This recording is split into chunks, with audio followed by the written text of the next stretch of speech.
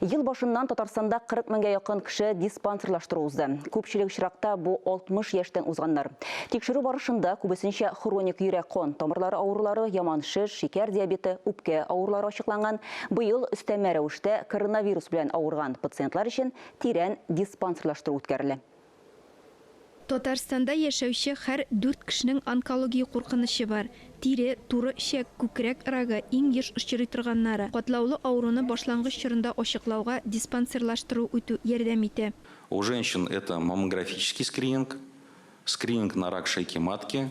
Беренче этапта хатын-кызларның күкрәк һәм аналык муенсасы тикшерелә. Шулай ук ишәк белән бәйле анализлар алына, ә ир-атларда сидек юлы белән туры ишәк аша кан сарку ихтималы ачыклана. Башка авырулар арасында йөрәк-кан тамырлары, нерв системасы, шикәр диабеты, үпкә авырулары. Профилактик тикшерүләр чирне вакытында ачыклап кына калмый, аны вакытында дәвалап котылырга да ярдәм итә.